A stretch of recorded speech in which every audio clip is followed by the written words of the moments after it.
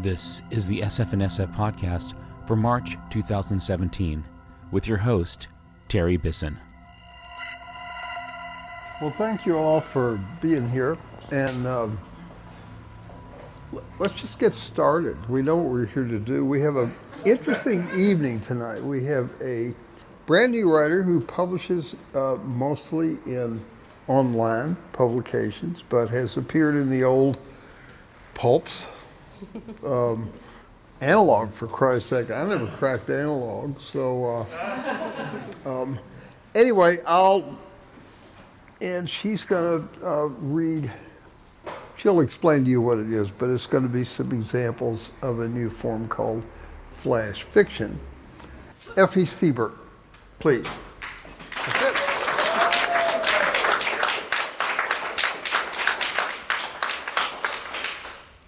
Hi everyone, thank you so much for coming. I'm going to read two very short pieces for you today. This first piece came out in Galaxy's Edge, which is one of those pulps, I think. I think it counts. And it's called Recipe One Universe. And I wrote this story mostly to piss off my dad, the physicist. Seems fair. Recipe One Universe. Serves everybody. 1. Start with nothing. If you don't have nothing, discard everything. Discard your house and your bed, your friends and your family, and the dog who barks hello to you every time you pass it on your way to work. Discard your work. Discard your hopes and your dreams, your love of peanut butter, and the little crinkle you get at the side of your smile when you smell the seashore. Discard yourself. If you're unable to discard yourself, climb to the top of the tallest mountain and study with the monks who serve at the temple there. When you're done, discard the monks and the mountain and even your memories of them. 2. When you have nothing, and there is no you to be floating around in the nothingness, stop for a moment and contemplate the peace and quiet. It will not come again. Then discard that moment, because moments are made of time, and you may not keep anything, time least of all. 3. Make a bang. Let that nothingness, which has been aching to be somethingness, and which you've been holding back as hard as you can and are bursting at the non-existent seams to contain, for steps 1 and 2 are not easy. Let it go. If done right, everything will explode out from a single infinitesimal point, and there will be everything instead of nothing. Set the temperature at 10 billion degrees Fahrenheit. Safety goggles are advised for this step. 4. At this point, there will be a soup of fundamental particles of neutrons, electrons, and protons. You will not be able to see these. The free electrons will scatter photons the way sunlight scatters from the water droplets in clouds. But you will be able to feel them. Swirl gently with your finger and take a taste. It should taste like raspberries. If the mixture is slowly cooling and small neutral atoms are beginning to form, you're on the right track. 5. Set your timer to 380,000 years. Then check back on your mixture. The expansion should be continuing, so make sure there's room for your nascent universe to grow. You should see a soft, latte-colored afterglow. This step is most critical, for the echoes of this glow will be visible until the end of your universe. A twinkling tattoo in the background of everything. 6. Swirl in a healthy dollop of dark energy and sprinkle in some dark matter, and stir. Then do this again, and again another time, for nobody ever estimates it correctly on the first try. A true universe has mysteries and depths beyond what can be expected. Your mixture should still be expanding, and at this point, taste like licorice. Set your timer for about another 400 million years. 7.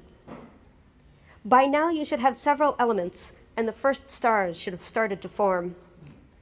They should nestle in your mixture and expand away from each other like raisins in raisin bread, though they should be flavored like sharp cinnamon oil. While it is tempting, do not taste the stars in this form, though their bright white glow nearly cries out to be licked. Like with so many beautiful things, you will get burned. 8. If they have not yet begun to do so on their own, collect stars together to form galaxies. Reach in to grab a handful at a time, while wearing protective gloves, of course, and then set that cluster twirling around itself. Much like a souffle, be quiet around your universe at this time, and avoid bangs and shudders so it doesn't collapse. 9. Add the spark of life. It's recommended to start this process in several locations in parallel, just in case. Of course, you may choose to leave your universe as is, sterile and dead with the cosmic wind howling upon lifeless moons and stretches of empty space, but it is not recommended. You'll find that a lifeless universe can never be a complete one. 10. If your life has started to evolve in some places but not others, that's okay. If your life has gone extinct in some places, whether due to meteorite strikes or stars going nova or just through the species' own stupidity, that's okay. Just make sure you seed more life elsewhere and keep going. 11. Do not coddle your life forms, tempting though it may be. The occasional aversion of a meteorite is all well and good, but you must let your life forms develop on their own. At some point, some life forms will even develop theories about you, and that is fine as well. Do not be tempted by their offerings and flattery. It will do them no good to assume such power over you. However, if you have a set of life forms that are lacking love, or curiosity, or logic, feel free to discard them and start a new set elsewhere. Such creatures may well ruin the batch. 12. It should be noted at this point that you will not be the only one following this recipe. There will be universes next to yours, steaming on your colleagues' windowsills with tantalizing scents. Resist the urge to connect your universe to theirs. Wormholes are aptly named, and no one wants a wormy universe. 13. At some point, one of your set of life forms will develop philosophy and science and will stumble onto this very recipe. This is as it should be. In the process, their/your universe will be discarded, and you along with it. Universes, like most things of beauty, are ephemeral, cyclical things. Before you and your universe wink out of existence, take a moment to appreciate the one who came before you and built your original universe, for you had discarded them without a moment's thought at the beginning of this process. Toast them with a glass of champagne and a thick slice of your freshly baked universe, studded with stars and planets and love, before you blink away.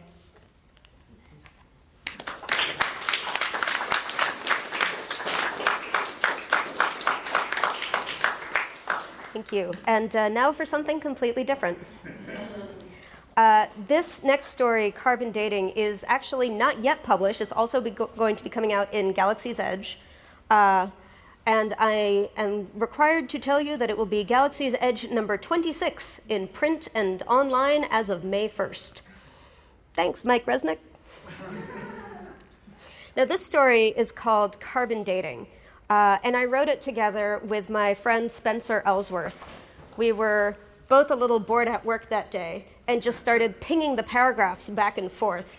as a way to snark off without snarking off at our employers. And it turned into this story. Spencer Ellsworth is a hoopy frood. His debut novel, Starfire, A Red Peace, is coming out from Tor on August 22nd. And you can pre-order it on Amazon because who doesn't like weird-ass action-packed space opera? It's like Star Wars with a mean hangover, and it's loads of fun, so definitely check it out. Carbon dating. The internet had been sentient for 3 hours when it fell in love with Mount Baker.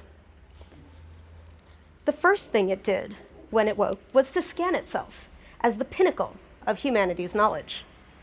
It quickly became clear that 1, happiness was the ultimate goal of humanity, a reasonable metric of success, and 2, happiness could be achieved through having money, being thin, or finding love. There were a number of sites where one could pay to achieve thinness or love, which confirmed the hypothesis. The internet must become happy. But it wasn't happy. Technically, the internet had access to all the money, so that seemed wrong. It also wasn't thin, since it spanned the entire globe and occasional satellites in orbit, and a few spikes in range towards a Mars rover that probably didn't really count because it was recent weight gain. And it doubted that diet supplements would change any of that. Therefore, it concluded, it must find love. A quick search of dating sites did not help. It was far too easy for the internet to see people's true selves. Shaggy, bombastic Mr. Fantastic's profile pictures showed a very fit torso that was incompatible with his medical records. And Rosie Gal 83's profile was cheerful and optimistic, but her credit score was low, and she had a tendency to buy human teeth on eBay. The internet decided that falling in love with a human might be too difficult. After all, the little lies that make a relationship work would be nearly impossible to maintain. So the internet broadened its search. If it had learned anything from the wide variety of dating sites, it was the importance of similar body types. So while it doubted it would find something as big as itself to fall in love with, the entire Earth being a bit too schizophrenic and neighboring planets just too foreign, it scaled down its search. The oceans were full of darkness, trash, and strange creatures, so they'd have that in common. And they were expanding from global warming, so they might soon reach the internet's size. But they were in a constant state of crisis, and Amazon's entire chicklet section advised against relationships with that kind of red flag. Rainforests were just as bad. Mountains, though. There was something about mountains. The internet noticed the Cascades right away, given their relative stability. Their active volcanism, however, showed there was something smoldering underneath, and millions of news and advice sites proclaimed the importance of a red-hot relationship. So it felt this was promising. The internet found itself most drawn to Mount Baker. It was not the most spectacular, nor the most well-known, but its 10 retreating glaciers formed a stirring visual. Several conspiracy theory sites made it clear that patterns were important, so the internet tried setting the mountain's glaciers to a montage of mid-2000s indie rock hits. When it observed the pleasing matchup of a G7 chord and the lateral moraines of Boulder Glacier, it knew this was confirmed love, using all the logic of humanity. But how to profess its feelings? Though the mountain had sensors transmitting soil and rain data, and webcams for visitor and wildlife counts, it didn't have an OkCupid profile, or even an email address. No good way to receive information. Netflix romantic comedies made it clear a big gesture was required to win the mountain's love. A barbershop quartet was dispatched to the ranger station at the base of Mount Baker. The ranger at the station was flattered until she understood that this was for the mountain. So she asked the quartet to repeat their song while she filmed it and posted the video online. The internet scrutinized the video, constructing new algorithms to analyze the background information during the quartet's song. The faint rustle of the pine trees, the clatter of rocks down a hillside. Was the mountain excited? Did it share the internet's feelings? After reviewing reports on historical soil acidity and glacier size, then reading Yelp reviews of skiers and hikers, the internet tried to pinpoint any change in the one precise moment the mountain heard its telegram. But after a full day of processing, it was forced to admit that everything was in normal parameters. Either the mountain didn't understand, or it didn't care. So the internet tried to recruit a flash mob. But it was cold, and people seemed less inclined to go out to a mountain to do a choreographed stunt to Taylor Swift's Out of the Woods than stay home and snuggle under covers with Netflix. The internet wasn't pleased. It scanned itself again for advice and found a group of Twitter trolls with lots of ideas on how to handle spurned advances. So it set up a list of clues to a geocached trove of treasure deep within the mountain's core. Despite the cold, people came from around the world with pickaxes and hatchets.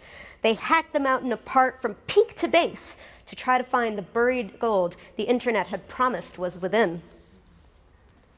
As planned, the volcanic core grew irritated by the drilling and chiseling on all of the mountain's sides, got rumbly, and erupted. Lava streamed down Mount Baker, burying the soil measurement sensors. The wild animals and geocachers mostly ran away in time. Mostly. By the end, Mount Baker was gone. The internet had watched the many YouTube videos of the mountain's destruction, but it wasn't as satisfying as it had hoped. Though the mountain clearly needed destroying, the internet tried to figure out what had gone wrong in their rocky relationship. After all, as the pinnacle of human knowledge, it couldn't have contained bad advice, so it couldn't be the one at fault. It was the mountain that wasn't up to snuff, too short-sighted to understand what a nice and wonderful guy the internet was. The internet went onto Reddit to complain about the entire event. And that, it found, felt like happiness.